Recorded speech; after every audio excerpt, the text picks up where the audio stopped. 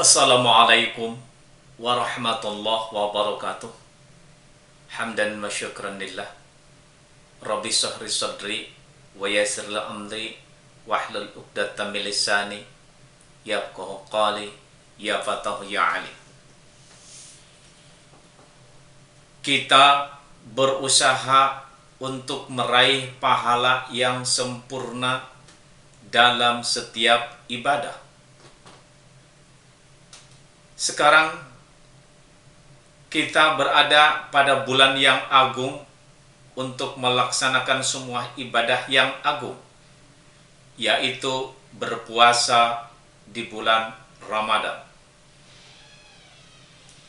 Maka kita berusaha untuk mendapatkan kesempurnaan pahala di bulan ini. Bagaimana caranya agar kita mendapatkan kesempurnaan pahala di bulan Ramadan ini? Pertama, ikhlas. Yang pertama yaitu yang paling ikhlas.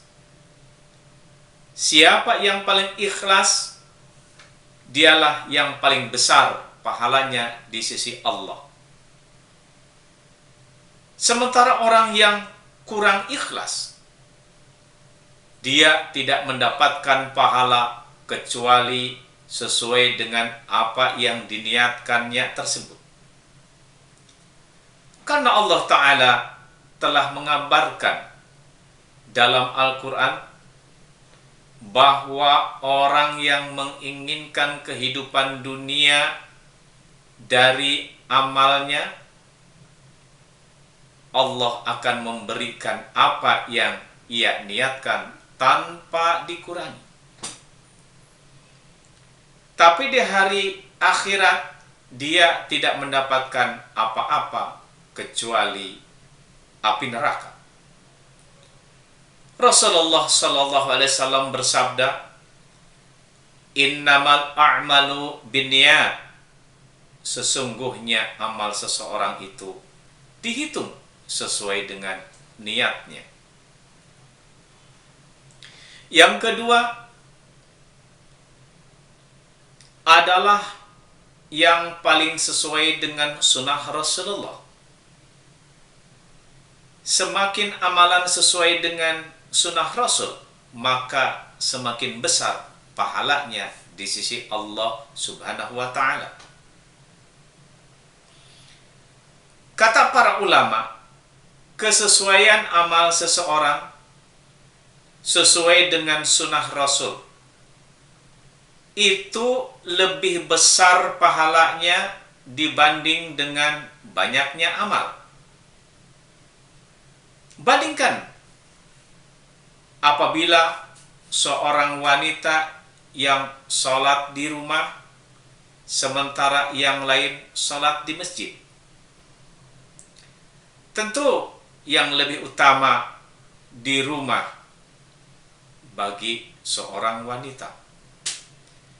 Padahal yang ke masjid lebih capek dan lebih banyak tenaga. Akan tetapi ternyata yang lebih sesuai dengan sunnah Rasul itulah yang lebih besar pahalanya di sisi Allah. Lalu bagaimana dengan puasa kita? Apakah sudah sesuai dengan sunnah Rasul? Ada beberapa perkara puasa yang kita laksanakan sesuai dengan sunnah Rasul. Yang pertama yaitu kita berusaha puasa adalah puasa yang jauh dari kemaksiatan. Sebagaimana Rasulullah sallallahu alaihi wasallam bersabda,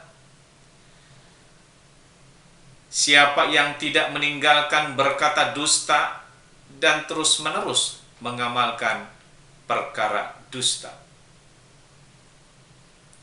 falaysa lillahi hajatu fi ayyada'a ta'amahu wa syarabah. Maka Allah tidak membutuhkan puasanya lagi.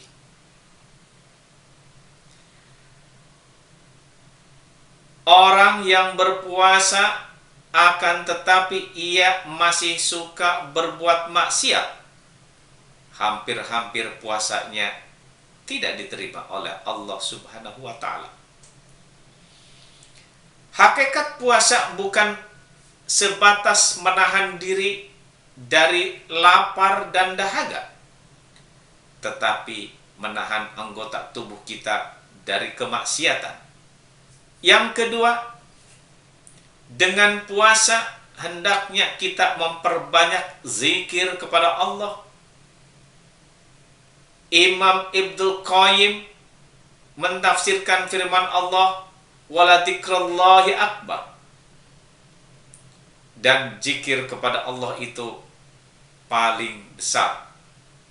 Kata Ibnul Qayyim, amalan apabila diwarnai dengan zikir kepada Allah, semakin besar pahalanya di sisi Allah. Maka puasa yang paling utama yaitu yang paling banyak berzikir selama berpuasa tersebut. Seseorang yang berpuasa, dia banyak membaca Al-Quran, banyak dia berzikir kepada Allah, itu lebih utama dibandingkan dengan orang yang berpuasa tetapi tidak membaca Al-Quran, malas berzikir kepada Allah. Maka hendaknya kita berusaha agar puasa kita banyak berzikir kepada Allah, yaitu dengan cara membaca Al-Quran ataupun zikir-zikir yang mutlak lainnya. Yang ketiga, hendaknya puasa kita jauh dari perkara yang sia-sia. Rasulullah SAW bersabda, bukanlah puasa itu sebatas menahan diri dari makan dan minum. Akan tetapi puasa itu menjauhkan diri dari perbuatan sia-sia dan ucapan-ucapan yang tidak baik. Seseorang yang berpuasa tetapi banyak melakukan perkara yang sia-sia, maka itu kurang pahalanya di sisi Allah. Keempat, puasa yang sesuai dengan sunnah Rasul, yaitu puasanya yang memperhatikan pada adab-adabnya.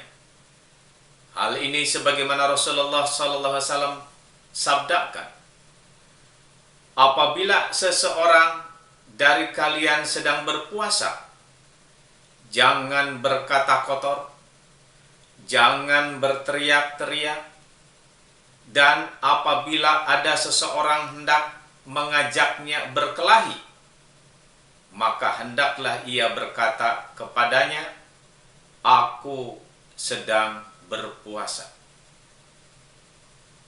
Rasulullah SAW mengajarkan kepada kita adab orang yang berpuasa, bahwa ketika sedang berpuasa, jauhkan kata-kata kotor.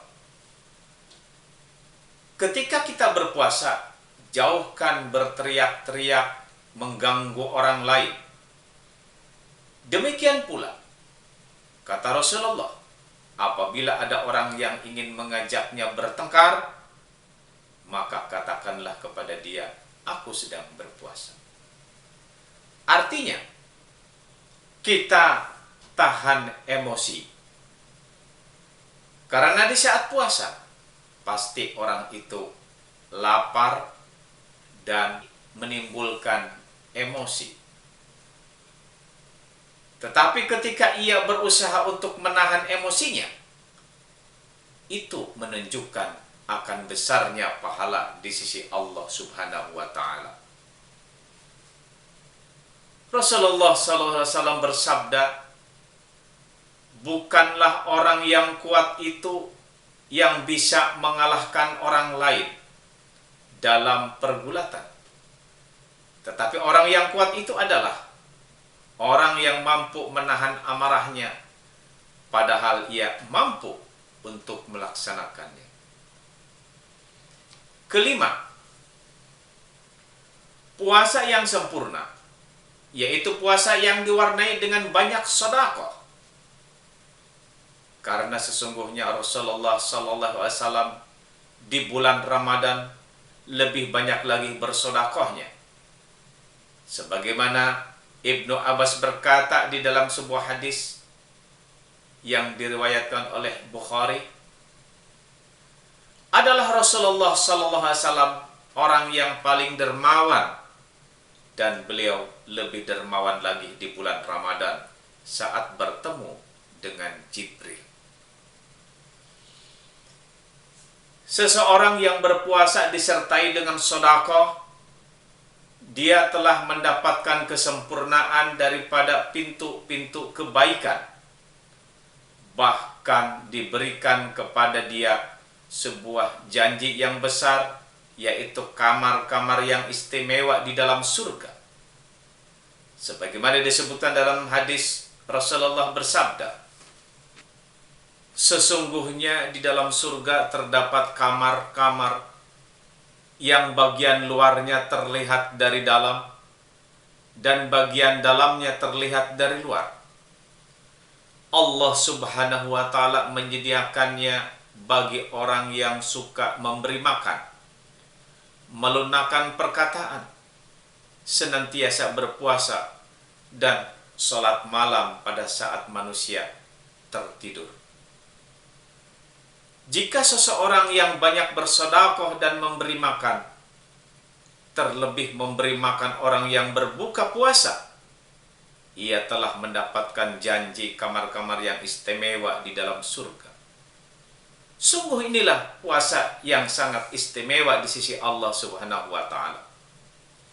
Semoga Allah Subhanahu wa ta'ala memberikan kekuatan iman Islam kita, dan kita diberi hidayah serta kekuatan untuk melaksanakan puasa serta ibadah-ibadah yang lainnya, dan semoga Allah menerimanya sehingga kita bisa mengakhiri puasa ini dengan mendapatkan gelar la'alakum tattaqun.